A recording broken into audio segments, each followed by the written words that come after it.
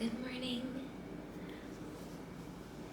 We are starting fresh, and I thought what better time to do a little energy check-in with the tarot cards and some oracle cards.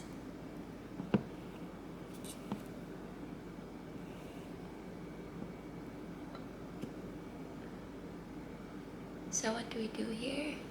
Well, in the Maraverse, we explore collective energies. I share my thoughts with you, and if you resonate, you are welcome to stay. If you don't resonate, you absolutely do not have to. You can also feel free to debate and critique anything that I say. This is a space where all thoughts shared in good faith are welcome. With that, let's see what the cards have to say. And if there's any spirit that would like to come through, please make yourselves known.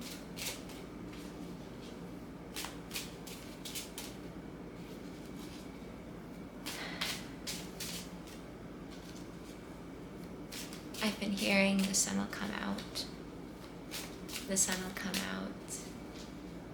It was a song that my mother used to sing to me when I was really little, but my name is Amara, and she would switch up the words and she'd go, the sun will come out, Amara. And so that's kind of been, hi, I got a kitty friend over here.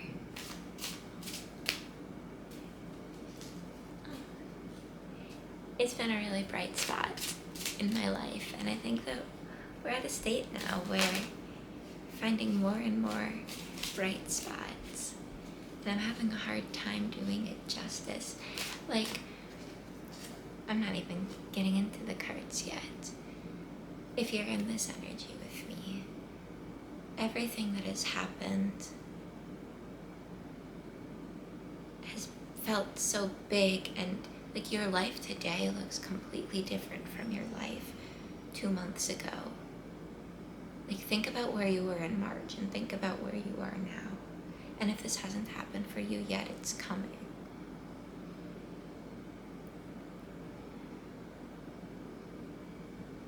And it's like someone could ask you, wow, what's the most amazing thing that happened?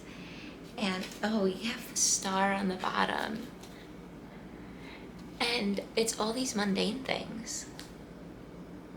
You're like, someone will ask you, what's the most amazing thing that happened? And you're like, I had my coffee this morning. Or I went for a walk, and the way that the sun reflected off the trees was really nice. And it just feels so blissful and peaceful. And it's from this state of bliss. And then we have the Queen of Swords in reverse down here. The Queen of Swords has been like the huge energy recently, really working on our intellect. Self-studying could be significant, is significant for me. And it's not exactly something that you've been sharing with the outer world. It's been very, very internal, and this can make it hard to be recognized. But because all of this internal work has been and is being done because you've laid the groundworks, and we have the Two of Cups and the King of Cups, because you've laid the groundworks, it's shining through you in the actions that you take, in the way that you hold yourself, in the way that you speak, in the way that you see reality. You're shining like a star. Now, that's so, like, cliche, I know. But I've also been reading this book, Mycelium Teaching the Arts, and there's a segment in it on collective works and how being a part of collective takes the pressure off of the individual to shine. And there can be a lot of really strong messaging in our society for us to shine, to make it in the world and make a name for ourselves and be super big. And it's all ego messaging. But when you do the inner work, when you explore your values, and this is a lifelong process,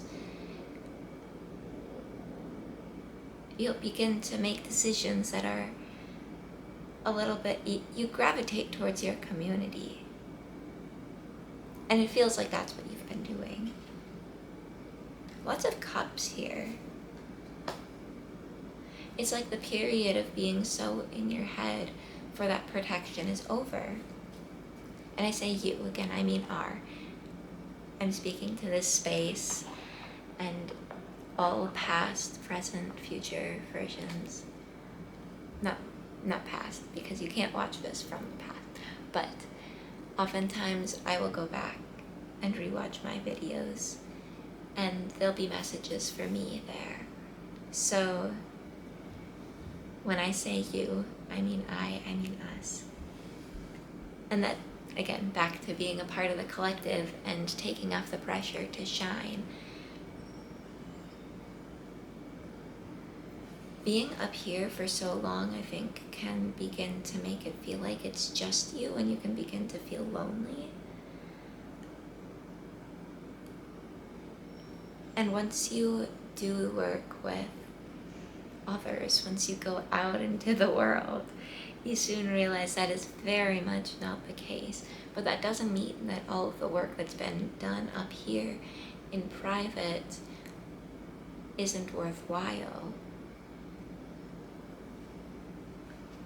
So we have the Two of Cups, the King of Cups, and the Knight of Cups over here for energies that are coming in. If you know anything about tarot, you know Two of Cups is the love card. Outside of the lovers, it is the relationship card, the card of overflowing emotional connection with another individual, the soulmate card, to put simply. And the King of Cups is the master of emotional maturity.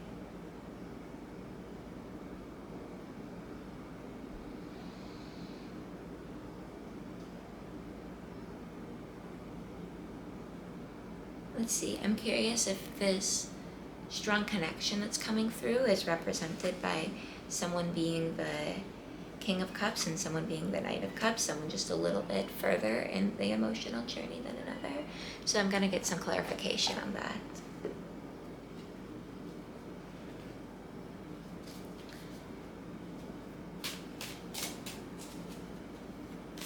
Like this could be teacher energy, someone coming into your life to share with you the lessons that they've learned through their emotional experiences. Or this could be, the roles could be reversed. This could be you coming into another person's life to teach them. But these two cards are kind of, they're both facing the same direction. Regardless of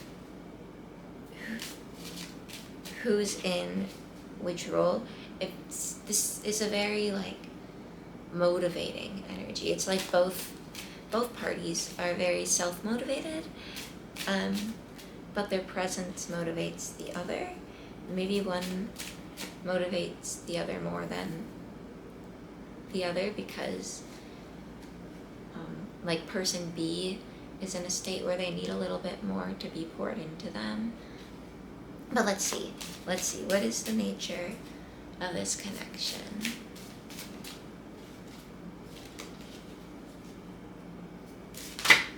Thank you. Three of Wands. So this is a brand new journey. Interesting. I mean, it's fitting. It's like you woke up. I woke up in a brand new place. You could have as well, or that could be more metaphorical, having to do with your psyche being in a completely different state of mind. Oh, and then we have the Four of Wands. So this feels familial, like and creative.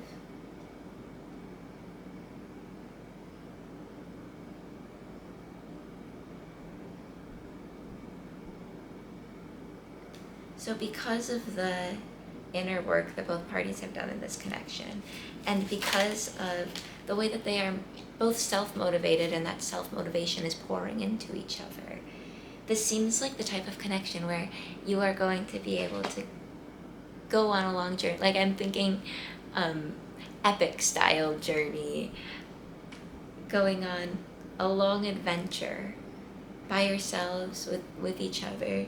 You're able to sustain this because you have that security that comes both from your independent work and the fact that you are conjoined.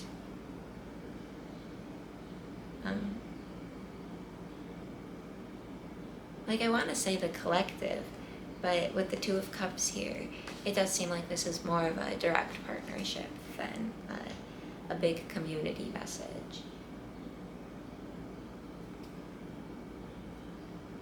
But it could be, with the Five of Wands down here, that the two of you are managing some kind of a collective, or that the two of you are involved in some sort of collective, and you may even be involved in two separate collectives, but the way in which you are involved in your individual communities helps motivate the other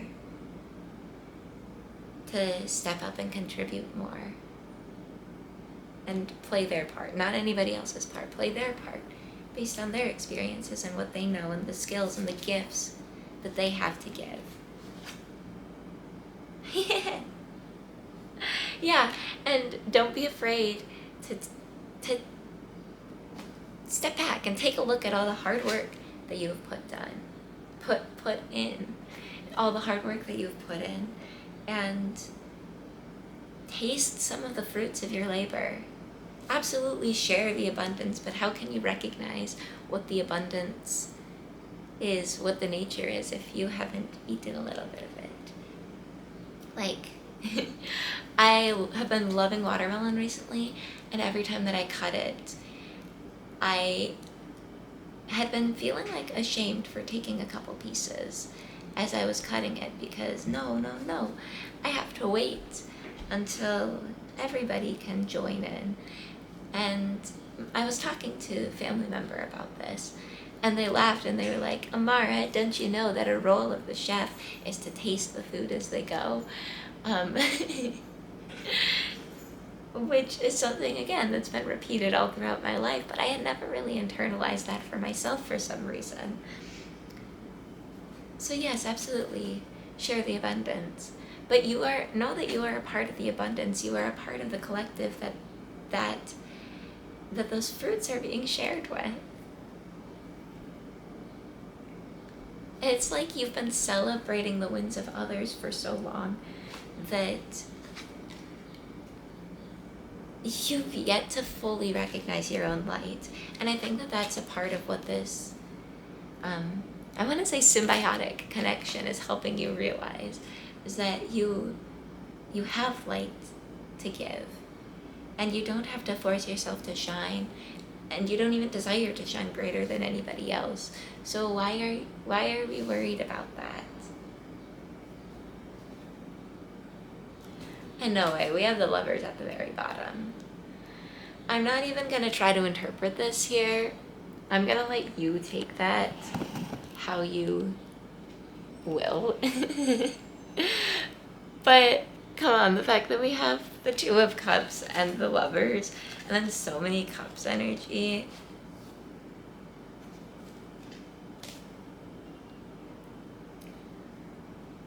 I'm just curious to see how this is going to play out for me. And I would love to know how this is going to play out for you. I'll get one archetype card to see, I don't know, maybe our role in this upcoming chapter. I'm hearing the Poet, which is a card that came out a lot in the past, but I don't know if it'll come out again. Instead, we have The heart, again, cups energy, heart energy. The venom,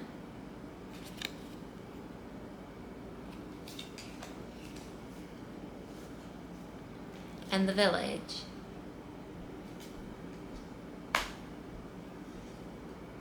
Again, the more that you have tended to your heart, the more that it'll help out the village. Individual healing is collective healing because we are all a part of the collective. Individual nourishment, feeding yourself every single day, getting sleep every single day, breathing, smiling, letting yourself feel. That work is an act of rebellion against a society that wants us to stay so fearful. And so when you do that, you're actively adding to the lightness and levity and honesty, even in the darkness, of the collective spaces that you find yourself in, and of the collective of the world, all these individuals in general. But I'm curious about the venom here. So let's do a quick reading on that. And then I'm very excited to get some breakfast and to nourish myself.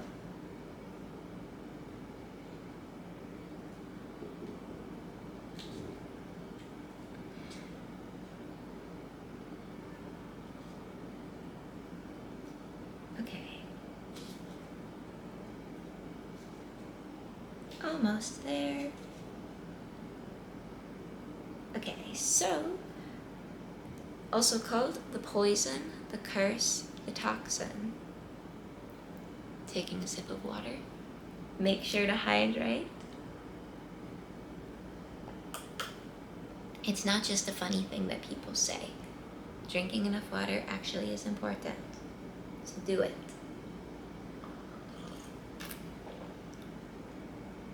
Okay. Much to our dismay, the venom is always lurking in the shadows in one form or another. Its toxic presence may be found in our relationships, thoughts, speech, or environment.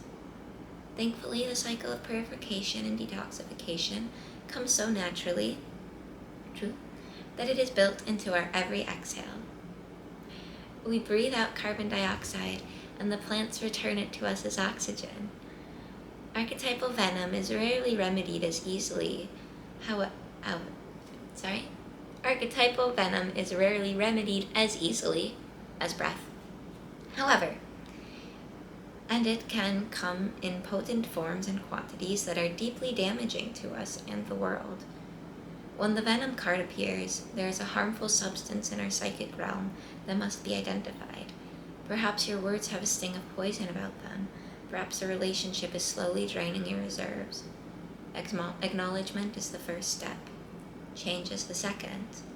The remedy will reveal itself in time, and with it, forgiveness.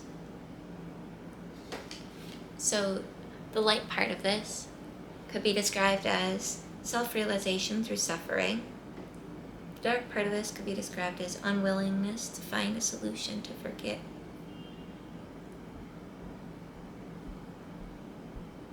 When you harm another, you harm yourself. Keep in mind this goes for our earth as well, with cosmic consequences, which is so fitting in everything that we've been talking about. The poisonous thoughts that you have, that have been given to you and taught to you, they weren't placed there by you. You must not carry any shame for them. And the shame that you do carry is the healing work that must be done. And we're in this together. I know I have a lot of deconstructing to do and a lot of relearning. Books help. Journaling helps. I picked up the Two of Cups. Partnerships help. Tarot readings help.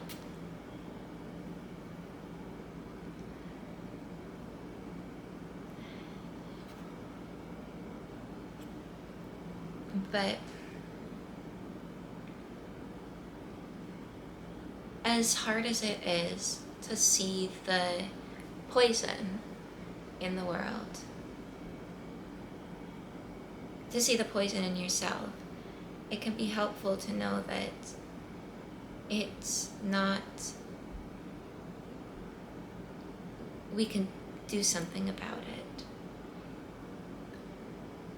I believe every single soul is good and pure, and the very essence of existence has this natural process of inhale, exhale, giving and receiving, breathing out toxins, taking in new life. So this toxic, venomous energy that becomes overwhelming is not necessary for us to hold on to, but also, like, where are the sources? And can we forgive ourselves for taking on lessons from sources that we have grown beyond, that we know better than to trust? Even in systems that might work for somebody else, that aren't like toxic in their very nature, but might not have nourished the kind of life that you're looking to live, that if you're a plant, might not have been able to support cactus growth. I mean, cactuses are pretty resilient, and I think that you're pretty resilient, but I think you know what I mean. Can we forgive ourselves, forgive our ancestors, forgive the others who have yet to forgive? And I think that you are. And because of that, because you're showing up in such a potent energy of radical forgiveness, that is really the strength that you bring to the collective, the village, the strength that you bring to the village. And I think the strength that this partner recognizes in you. And maybe also sort of the strength that you recognize in this partner. But we'll see. This is going to be different for each individual situation. And again, I would love to know how this fits for you. I love hearing your stories, and I have some comments I still need to respond to because it's been forever. But thank you so, so much for being here. I'm so happy to be back. My life has been crazy, and I'm sure your life has been crazy as well. But I'm glad that we can connect with each other again. And I look forward to doing it more often. So, have a wonderful morning. Keep being yourself. Stay curious. Let me know what you're reading, listening to. And we'll talk again later. Bye.